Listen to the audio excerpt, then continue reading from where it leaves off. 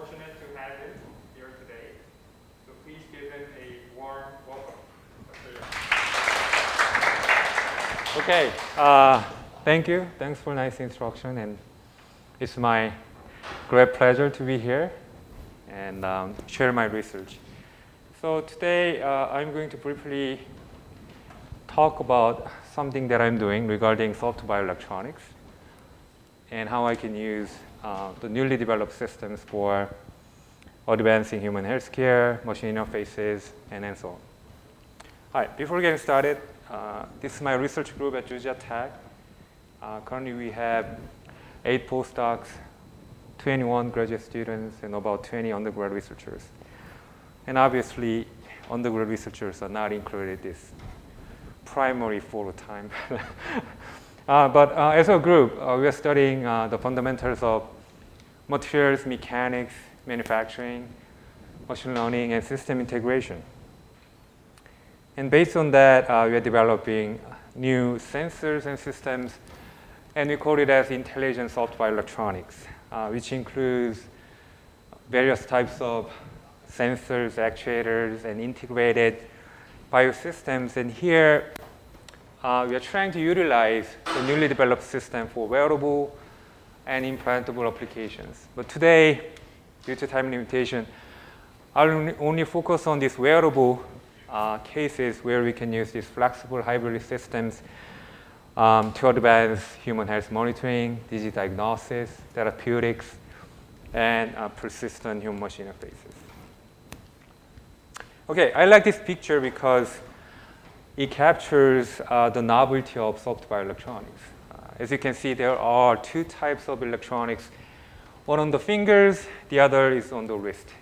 Right? The wrist one is something that we are using on a daily basis, smartwatches, like Fitbit, Apple Watch, and so on. I call it as rigid electronics because it's made of rigid sensors and rigid electronic components. But they just used soft wristband to wear it. On the other hand, there's something completely different from that rigid component, which is on the fingers. So I call it as soft electronics because now it has an exceptionally smaller form factor, right, compared to that rigid ones. And like a Band-Aid, it has a single device platform, all-in-one integrated bioelectronics, which has multiple sensors, multiple electronic components, wireless telemetry units, and so on. And since this device's thickness is super thin, like less than 7 millimeters, and it's ultra light in terms of weight, it's less than 8 grams, including everything. And it's really breathable because we intentionally designed the substrate in a way that air permeability is maximized. So we can wear this device not only just for a few hours, but also for multiple days and weeks. So based on that specific properties, we can acquire better physiological signals by minimizing or like reducing the motion artifacts on the skin. And overall, this device has negligible thermal and mechanical burden to the user. So overall, it's an ideal device and systems for users to wear this so that they can do like long-term, continuous, portable health monitoring and others. All right, then how can we design such soft, flexible hybrid systems? In this picture, I'm holding a miniaturized rigid system that has sensors and other components. Then now the question is, how can I make it thin, soft, and flexible? We can do many different things, but one of the easiest ways is to replace the material. So try to engineer the existing material in a way that I can replace the existing plastic, rigid plastic, to soft polymer. And at the same time, instead of using the rigid metal, I'm trying to use this thin, ultra-thin nanomembrane conductor so that we can minimize the second moment of inertia so that it becomes flexible without having fracture when strain is applied. At the same time, the nanomembrane can be patterned. So as you can see here, it has this open mesh meander features so that it can be easily integrated with other soft polymers. Then I can make a composite. Then the beauty of this composite is that once you apply the strain, then this guy can have out-of-plane buckling. So instead of having mechanical fracture within 2% strain limit, now it's stretchable up to 50% or 100% depending on the design that we have. So based on that simple design strategy, we could develop various types of soft wearable bioelectronics as listed here. Right? So we are working on different types of sensors, actuators, wireless telemetry systems, and integrated systems. Now the question is, then we could design devices in that way, then how about manufacturing? How can you manufacture such devices, right? Which is not following the conventional manufacturing technologies. So currently we are working on different strategies, and also we are developing new technologies to fabricate new sensors and electronics. One example here is to use screen printing. I don't know whether you heard about this, but everybody's wearing t-shirts, so you have this something printed on your t-shirts, which is based on these screen printing processes. We can adapt that here to use nanomaterials. So as you can see from this video clip, there's this stencil screen mask with specific patterns. And then I can pour the ink on top of it. Here we are using graphene.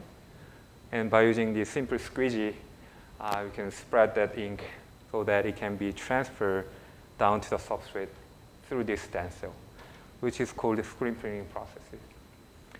The major advantage of this process is that it's low cost, as you can imagine. The equipment is only like $5,000, and it's very fast, rapid process, and it can be scalable easily compared to others, which is good, so that you can make this nanomembrane graphene electrodes that can be mounted on the skin or other applications. That's good, but the problem is that it has the limited feature size. We can only print down to a couple of hundred micrometers. So once we need better resolution, then we need something else. Right? So in that case, here comes this new printing based on inkjet. Right? It's pretty similar to the conventional process that print papers. However, here we are using conductive nanomaterial inks like silver, copper, gold, graphene, and others. Right? Other than that, the printing process is exactly the same. And you have this printing of molecules. You can either drying or do sintering. Through thermal or photonic sintering, we can make a thin film, nicely integrated thin film shown over here. Then through the post-processing like etching or patterning, we can make a sensor like this. I don't know whether you can see that. It's a Georgia Tech GT sensor that we made for wearable applications. Right? So we print this copper on top of the flexible polyimide film, and then we encapsulate it with another one to be used as a sensor. Now, what's the problem of this inkjet printing? Again, it's better than screen printing. However, it also has a resolution limitation, about 100 micrometers. So because of that, we're also using this dispensing methodologies that is using a microplotter. So here I prepared a video clip. So as you can see, there's a little micro nozzle, and you can push your ink through this system. The advantage is that we could print as small as 30 micrometers in terms of feature size, which is a lot better than inkjet. And also, compared to inkjet, it can handle large viscosities of ink. So we have more freedom to play with, right, from 0 to 450 centipoise. So which is good, right? So that you can print smaller features in terms of sensors and other electronic components. However, if you're thinking about like a couple of tens of micrometers or smaller than that, this guy has limitations. So another method is to use aerosol jet printing. So this is something that we are largely using when you make circuit interconnects or small featured patterns or multi-layered patterns. So as you can see from this video, it's completely different from other processes. Now there's no direct contact from the ink drumlet to the substrate, right? There's large working distance between the nozzle and substrate. So we can play with not only 2D materials, but also 3D materials and 3D structures.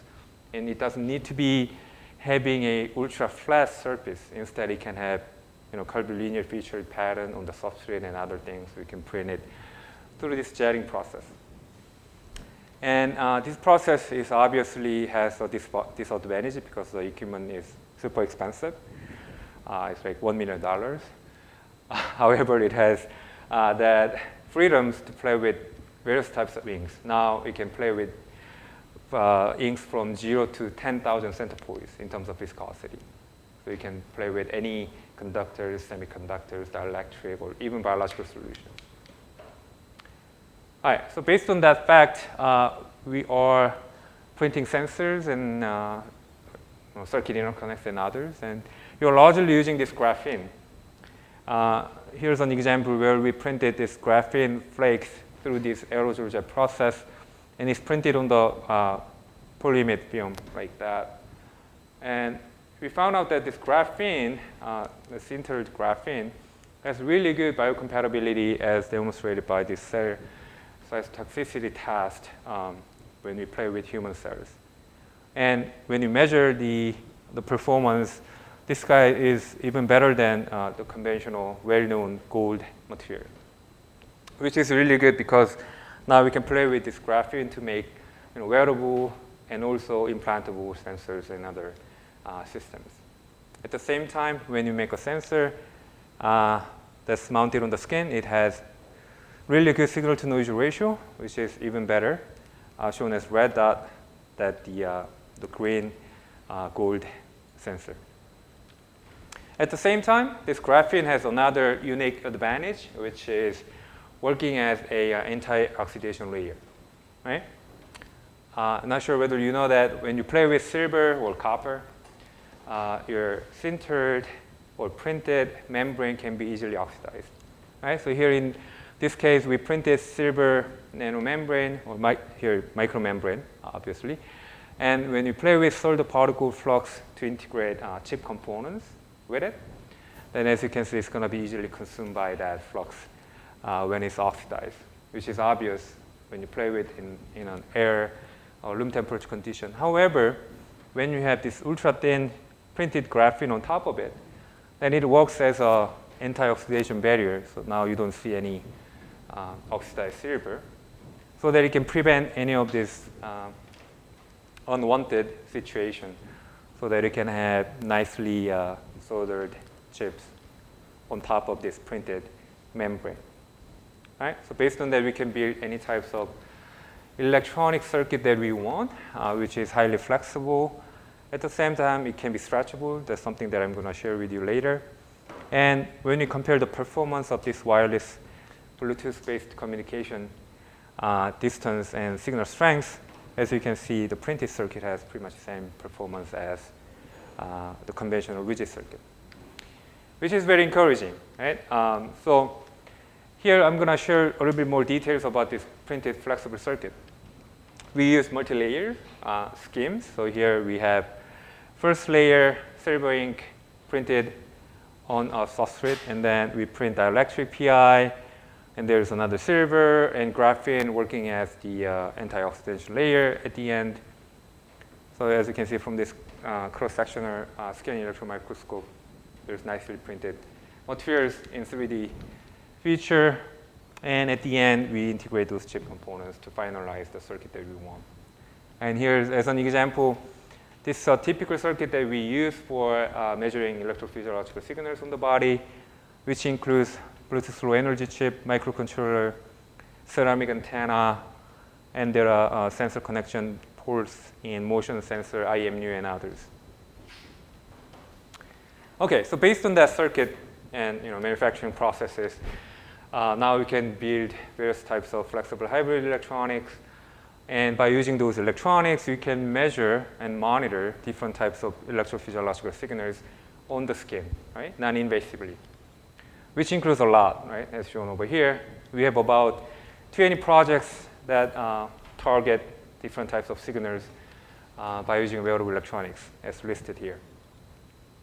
So by using these signals, we can do many different things, which includes a portable ambulatory health monitoring, advanced quantitative digital diagnosis, and therapeutics, when that integrate like wearable sensors and virtual reality and others. And also, it offers persistent human-machine interfaces by using this wearable system. Okay. Now, I'm going to share two examples today. One is regarding the soft bioelectronics as a portable continuous health monitor. Due to time limitation, I'm going to share a high-level overview. Right? So if you want to get details, then please stop by or my website and read these papers, or you can ask me any questions. If you want, you can stop by and read it.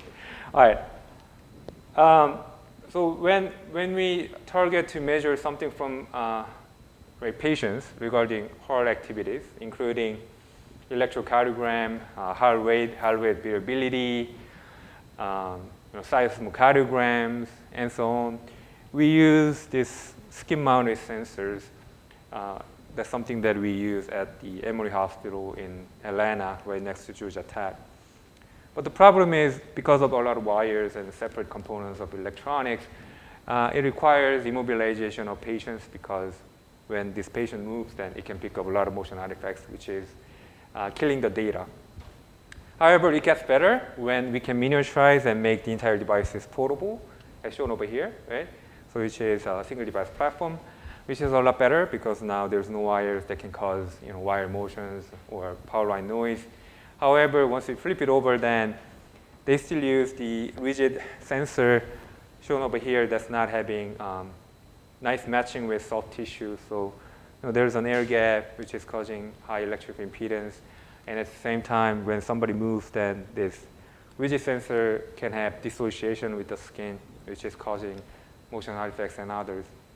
So that's not ideal. So we are trying to have this nicely matching sensors and electronic system to the targeted tissue, which is human skin, right? So as you can see from here, this guy is integrated system like a Band-Aid that has multiple sensors, electronics, batteries, and others. And more importantly, the entire effective moduli is in the range of human tissues, like tens of kilopascals. So like another layer of human skin, which is really good because now once it's laminated on your skin, you don't feel anything. It's very comfortable. And as I said earlier, this device has multiple layers, but it has breathable substrates, so you can wear this device more than a few days without having unwanted skin irritation or allergic reaction.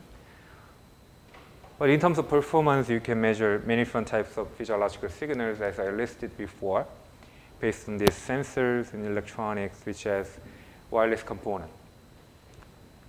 In terms of design, we wanted to have mechanically reliable system, right? In terms of bending and stretching conditions of human skin, and when somebody is trying to use this device, not just for a few hours, but also for multiple days.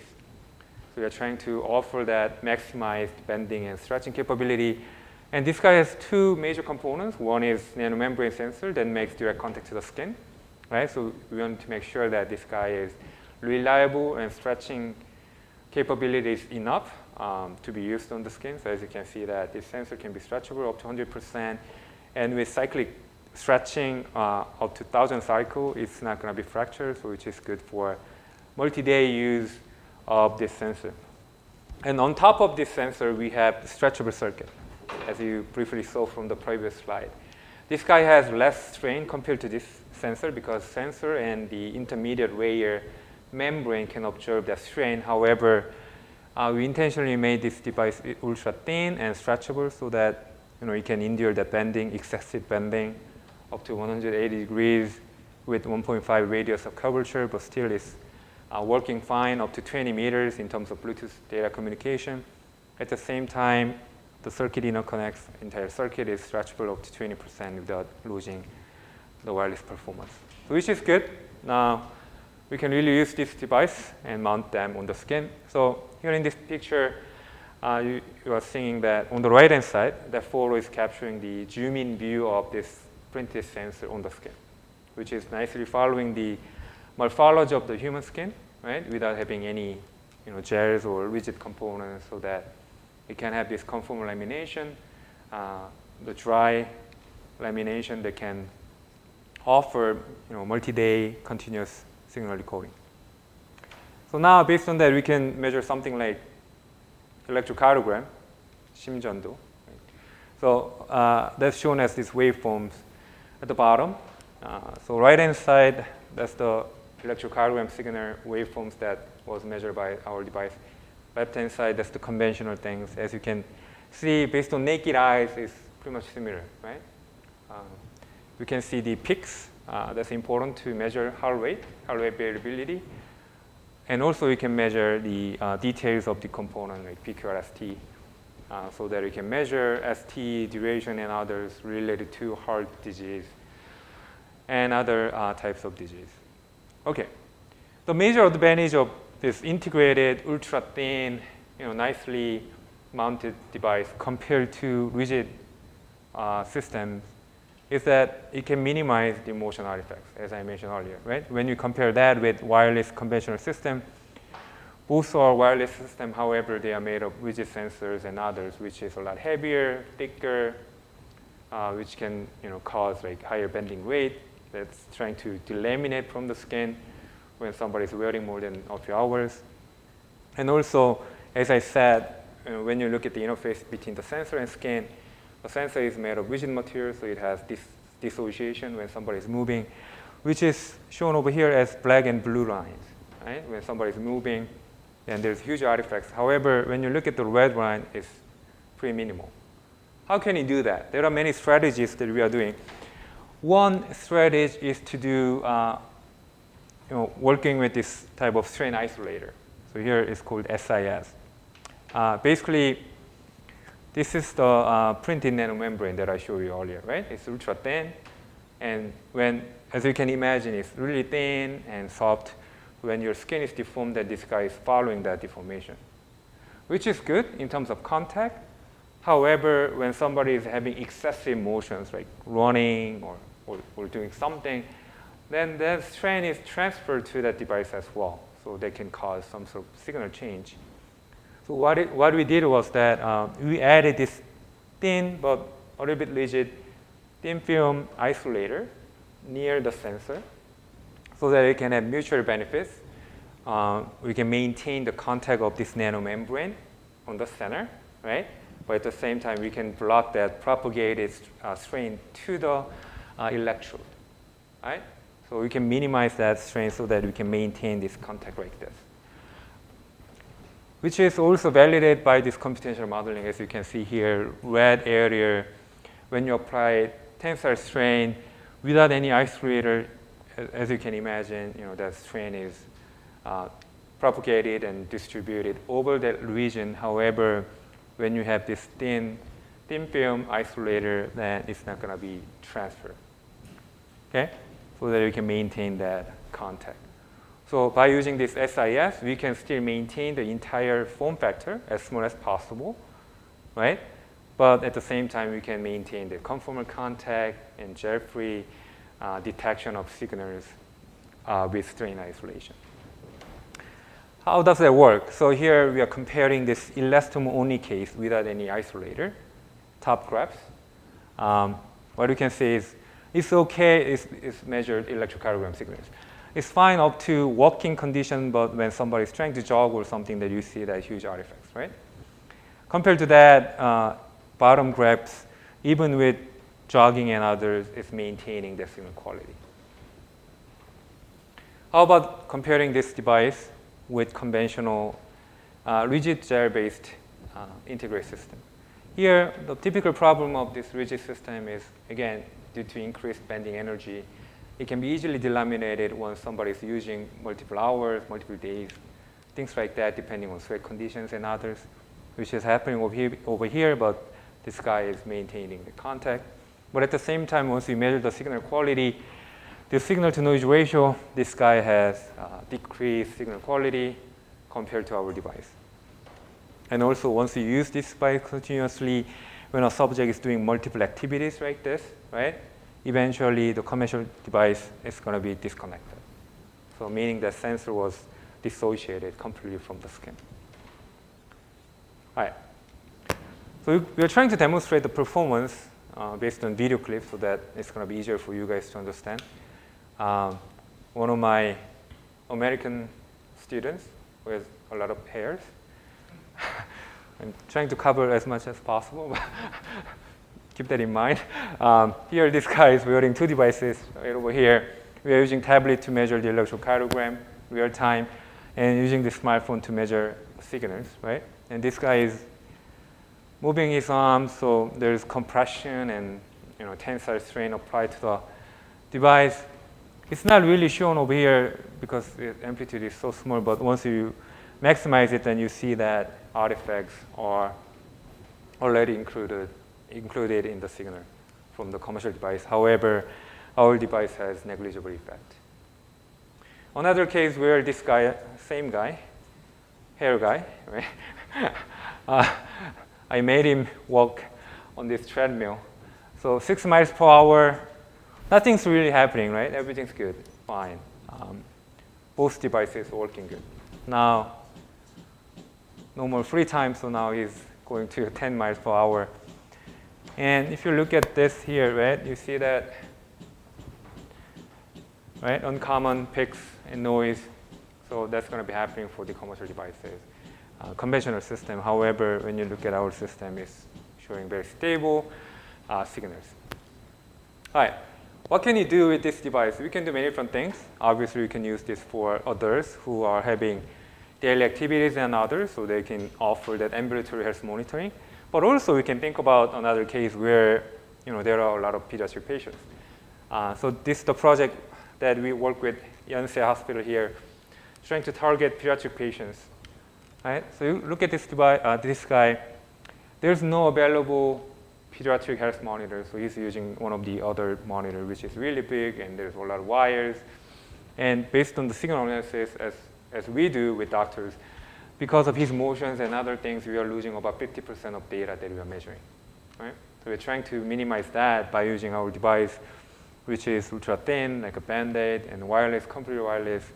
So based on our initial study, shown at the bottom, with this single device platform without having multiple sensors and wires, you can still get really good data, clean data, even with motions. In a similar way, currently we are working at one of the biggest children's hospitals in the United States, which is called Children's Healthcare of Atlanta, in Atlanta. And this is what we do when we measure heart activities and others from a baby. That includes many wires and tabletop system right next to the bed, which is not nice. Not trying to change that with something shown on the right-hand side. That's something we are doing right now, so that we can measure. So this single device has multiple sensors shown over here, like 7 sensors, right? They can measure electrocardiogram, heart rate, respiratory rate, SpO2 is blood oxygen saturation, temperature, sound, and motion. Single device platform in the same location. And we're trying to use the same thing. Now we are trying to help people in Ethiopia, one of the developing countries. We got funding from Bill and Melinda Gates Foundation. What we are trying to do is that, as you can imagine, they have really limited resources to measure somebody's health. They have one hospital has about 10,000 patients, but they only have less than 50 health monitors. So what we are trying to do is that we are trying to make this really cheap, low-cost device, wearable device. That's going to be less than $5 per each, and distribute them so that they can use those devices at the hospital and also at home. So that's something we are working on right now. All right. So far, I've talked about example of health monitoring using wearable bioelectronics. So second part of my talk will include this soft electronics as a persistent human-machine interface system. So again, if you want to get detailed, look at this paper. The main motivation is the following, right? How can we help people who are paralyzed or disabled, okay, by accidents or naturally or things like that, right? One example here, somebody who's paralyzed, so he cannot walk and he cannot move his limbs. So he's completely relying on a wheelchair. Okay? Obviously, hopefully he can move his fingers or wrist. Then he could possibly control the electronic wheelchair based on joystick. But if that's not the case, right? if he doesn't have any rims or completely paralyzed limb, then he cannot move this system, right? So that's the case where we can help by using these wearable systems. So one example here, that's the conventional brain-machine interface system. There's the electrocardiogram non-invasive brain signal recorder on the scalp, right? And that's picking up brain signals and trying to find user's intention, which is connected to this laptop for data processing, and also that's connected to this wheelchair so that he can control this wheelchair based on his intention. That's the typical setup of brain-machine interface. But obviously, this system has an issue, which is majorly coming from the wearable device, right? These are existing wearable systems for measuring electroencephalogram, EEG. As you can see, these are bulky devices, uncomfortable to wear, a lot of wires and hairlines, and they require gels to cover the air gap between the rigid sensor and soft human skin. And as you can imagine, there are a lot of hairs, right? So it's really hard to put the sensor to the skin. So they need many arrangements. And more importantly, these systems are very susceptible to external noise, right?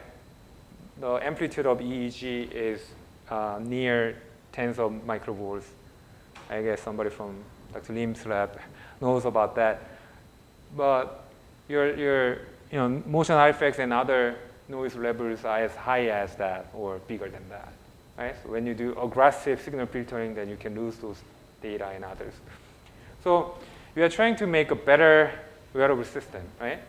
That can offer minimize motion artifacts and also maximize the wearable comfort.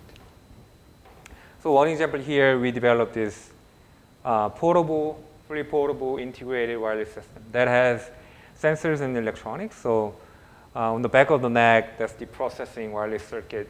With Bluetooth, we can deliver the data, process data to an external device. And this guy uses nanomembrane sensor and also dry sensor that makes direct contact to the tissue through the hairs. And obviously, we are using that headband to secure the contact. And also, as you can imagine, there are only 3 wires compared to like 100 wires or something. And based on this system, we are trying to measure one of the widely used brain signal, which is called the steady-state visual potential. Right? Basically, we are getting this signal from the visual cortex, which is located on the backside of your head. Right? So it's responding signals from the external stimulator, visual stimulator, which can be anything, like anything flickering or different colored signals or things like that. Then when we measure these brain signals, and by going through this fast Fourier transform, then we can sort of track the user's intention, whether this guy is looking at 7 Hz versus 14 or 21. Then we can use that outcomes to control the wheelchair or not, and others. Right? That's how the SSBP works. And as I mentioned, when you play with this visual related signal, as you can see, we get the strongest signal from the visual cortex right here, right? So that's the reason that we could minimize the number of channels from 128 down to like 2. All right. Then by going through this electronic signal processing, right, we have, as you saw, we have the circuit back of the neck that has Bluetooth microcontroller sending the device to the external tablet or smartphone that has embedded machine learning process. So we typically use deep learning, convolutional neural network, to have real-time data classification to find out user's intention. Then once we can find out that user's intention, then it's going to be delivered to external target like wheelchair and others. Even you can control software. That's the idea, right? So here, one example is using 5 different inputs.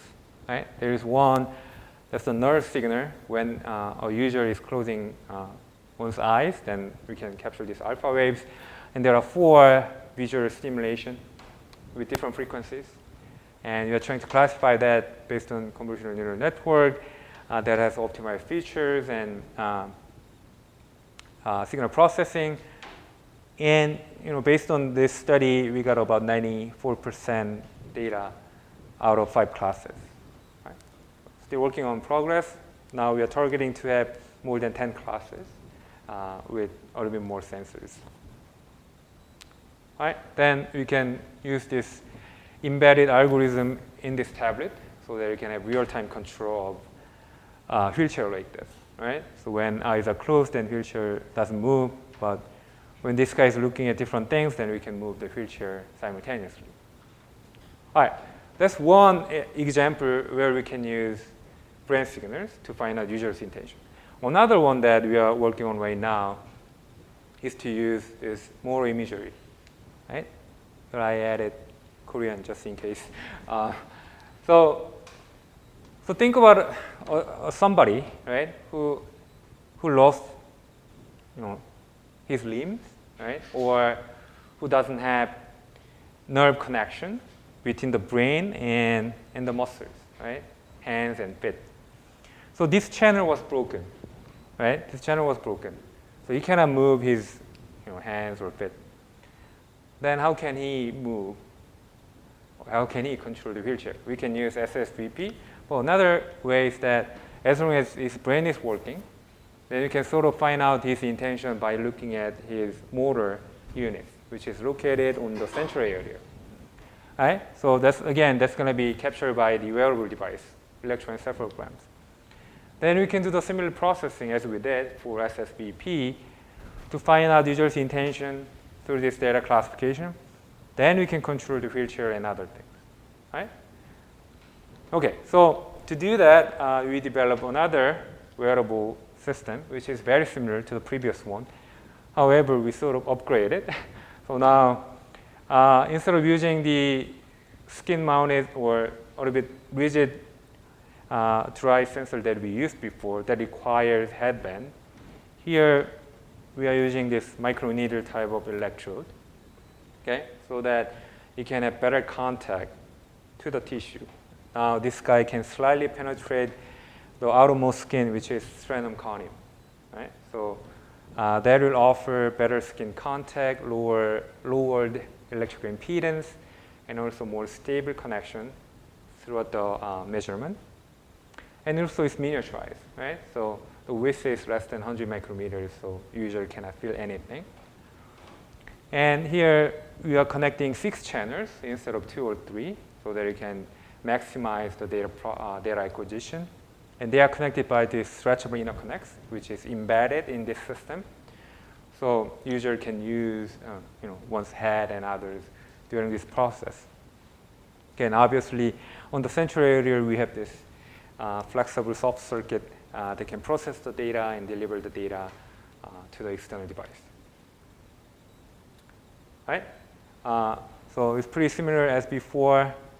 The circuit going through the signal processing, and we are still using the CNN classification. Once it's classified, then it's going to be delivered to the external target. And another thing that I have to mention is that there's this VR, right? We're trying to use the virtual reality because getting this motor imagery signal is not easy because somebody can imagine many different things simultaneously. It's very hard to focus. So we are trying to use virtual reality to give an example so that it can help a user can imagine, to move one's hand or feet and things like that. All right.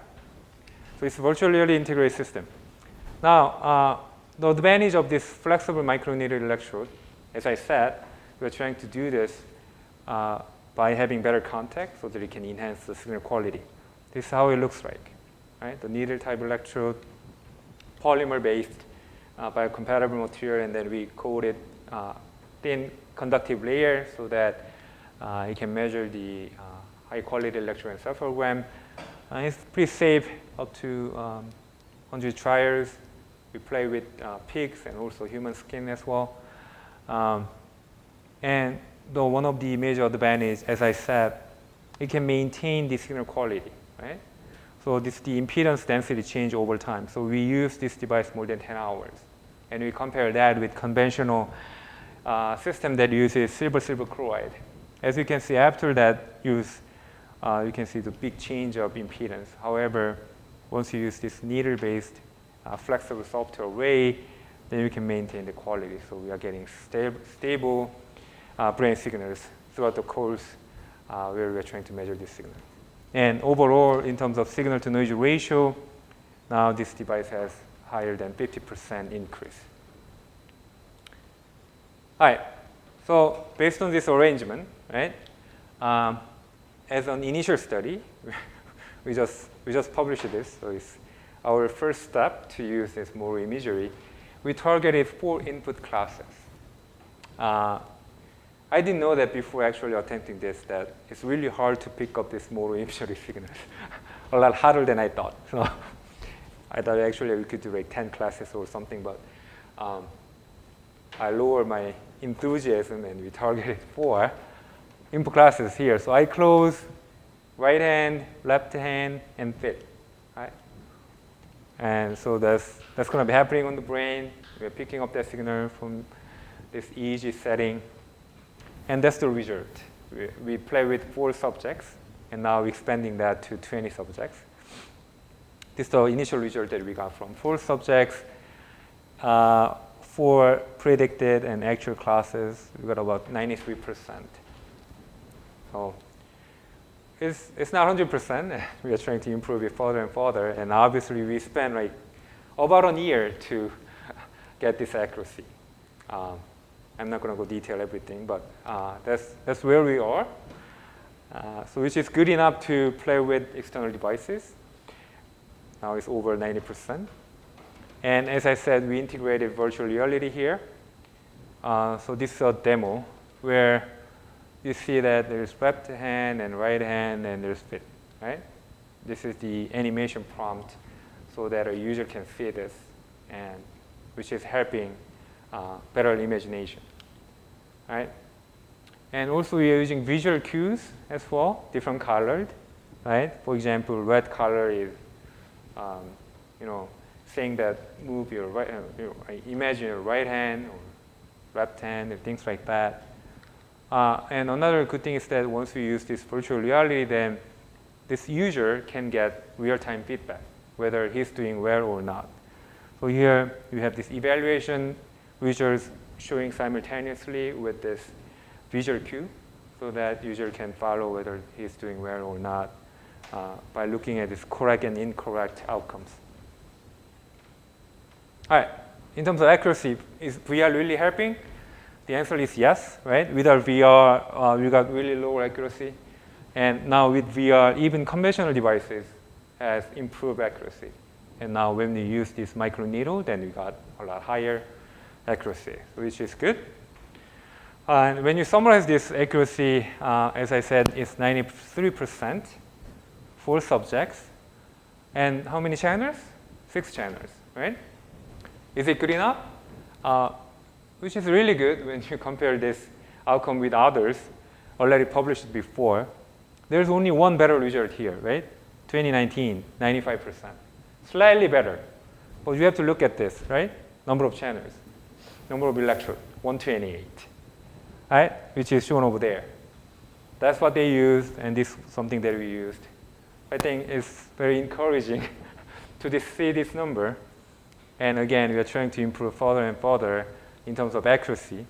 And also, based on ITR, information transfer rate, we got about 23, which is better than others, even higher channels. But that's lower than the 128 channels. So we are continuously working on this project to improve accuracy further.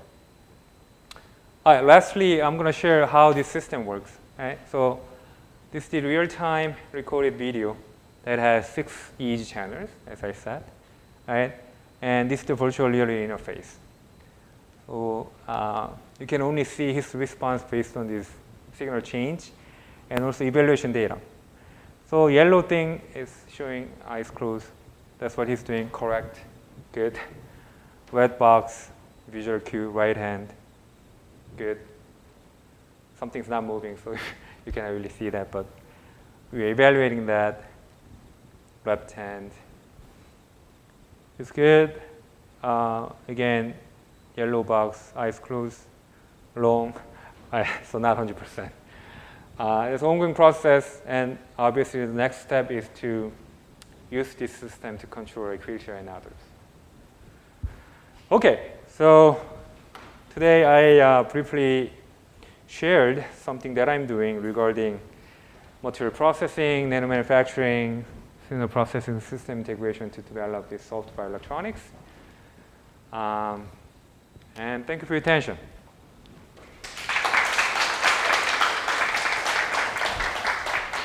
Thank you very much, Professor Young, for the nice talk. As you all seen, these are some of the most advanced wearable technologies we have exist today. You can imagine what we can do with flexible and stretchable electronics. There's so many opportunities. Hopefully this was very interesting for you all. If you have any questions, please raise your hand. Yes. Thank you for the presentation, and the result was really promising, and it is really impressive for me. Good to know. Good to know. Go ahead. But the question is that the research is about using EEG in the field. So in that case, you use the microneedle electrode. Right. And in the demonstration video, the participant wears a harness device in his Right. hand Yeah. Slightly. instead of the flat soft point. Right. That's the soft membrane that slightly secure the entire thing together.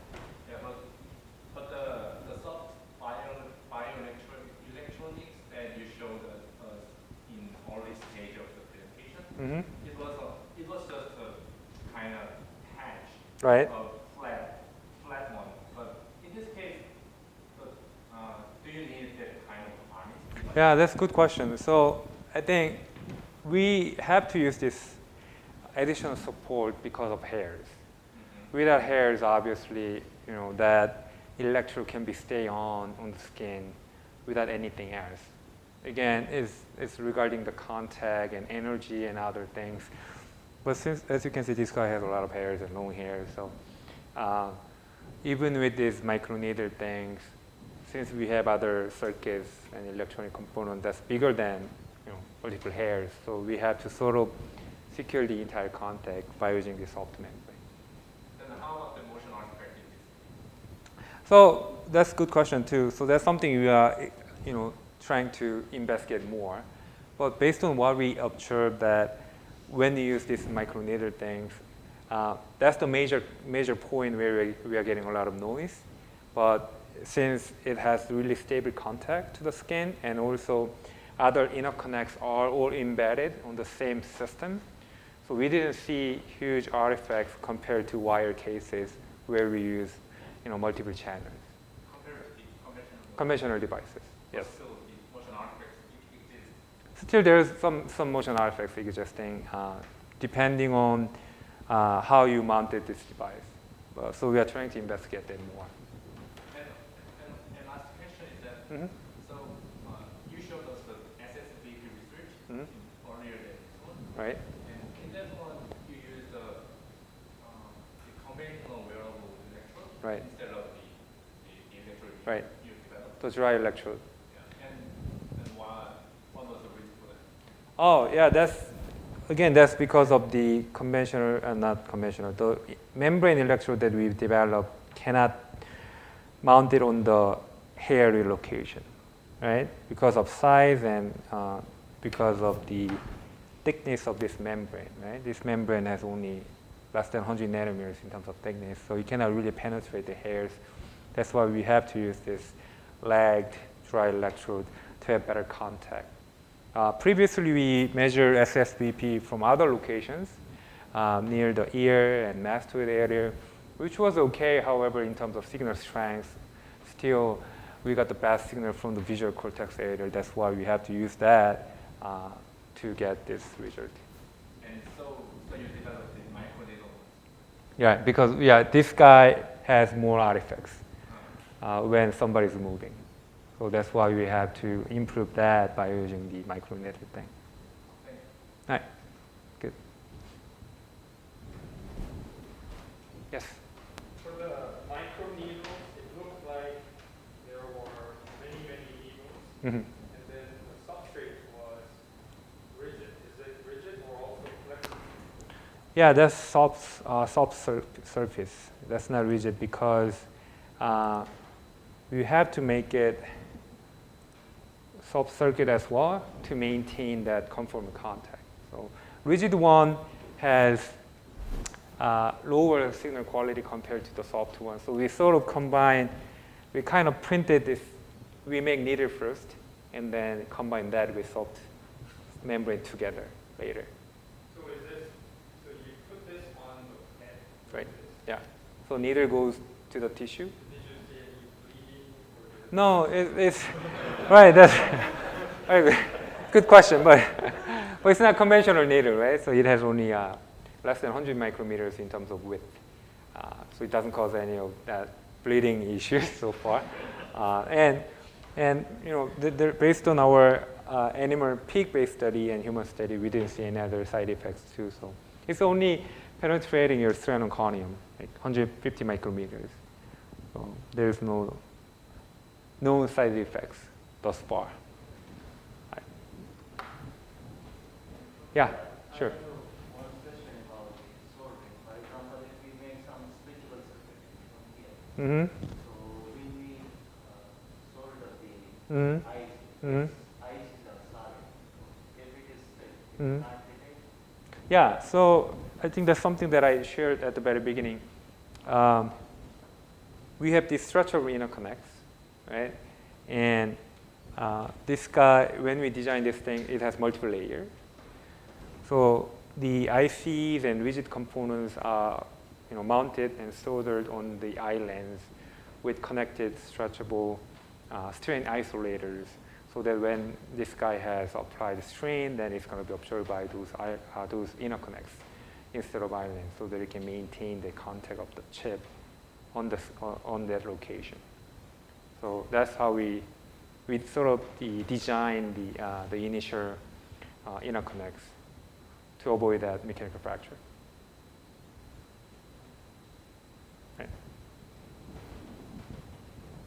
Yes? In the beginning, you showed some techniques Mm-hmm. to fabricate flexible electronics. Right, right. And some of them were dispensing Mm-hmm. and also aerosol. Right.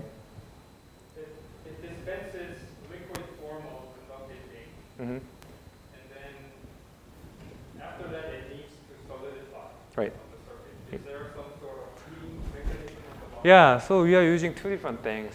We typically use thermal sintering, so basically you just increase the temperature, right? 200 degrees C or something, depending on what you use. But that's okay when you use, you know, high temperature durable substrate. However, when you play with polymer, you cannot do that, right? So for that case, we are using photonic sintering to play with. So we are currently using two different things based on the target substrate. And the ultimate goal is to solder components. Does the ink withstand the high temperature required for soldering? Yeah, once we make sensors, then we don't use chips, right? But once we make the circuit shown over here, then obviously that has to endure high temperature, right? So in that case, that's why we brought this anti-oxidation layer, because the conventional printed metal has that issue. So we are currently using graphene, and sometimes we use thin film gold and other things as well to have successful chip integration. Any more questions? Yes. In assessing the research, you use deep learning-based classifying. There are many train pre-classification algorithms for Right. SSBT. Right. Did you compare the performance between them? Not a lot. That was not our main focus. I know that there are many different types of, you know, algorithms and classification things that we can use, but you know, our main focus was to develop better system. So I think that's another thing that we could further improve it. However, at the moment, we are focusing more on the system.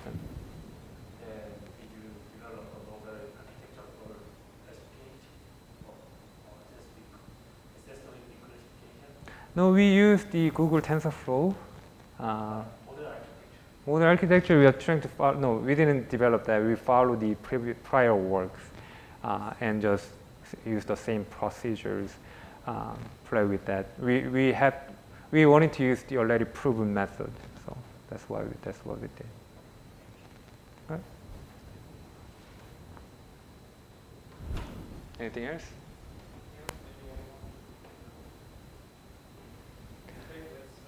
We'll end our seminar here. Let's thank Professor Yeo again. All right, thank you. Thanks, everyone.